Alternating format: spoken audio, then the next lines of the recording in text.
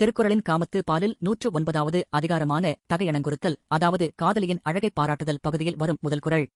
இது ஒரு தலைவன் தான் முதலில் ஒரு பெண்ணை பார்க்கும்போது ஏற்படும் திகைப்பை விவரிக்கும் விதமாக அமைந்துள்ளது. குறள் இதுதான். அணங்குகொல் ஆய்மயில் கொல்லோ கனங்குழை மாதர்கொல் மாலுமென் நெஞ்சு.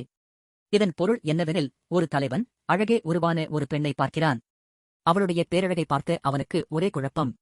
இவள் சொர்க்கத்தில் இருந்து வந்த தேவதையா, அல்லது தோகை விரித்தாடும் ஒரு அழகான மயிலா, இல்லை கனமான காதணிகளை போட்டிருக்கும் சாதாரண மனித பெண்ணா?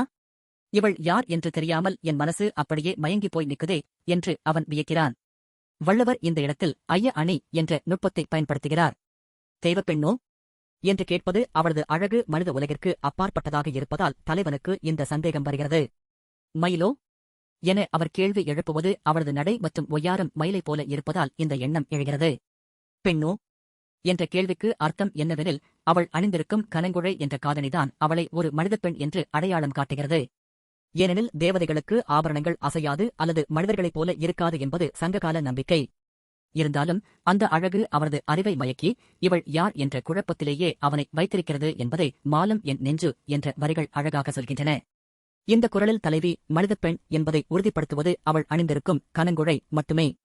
மற்ற இரண்டு உருவகங்களும், அதாவது தேவதை, மயில் ஆகியவை அவளது அழகை சொல்ல பயன்பட்டாலும் அவள் ஒரு மனுஷி என்பதை அந்த ஆபரணமே உணர்த்துகிறது.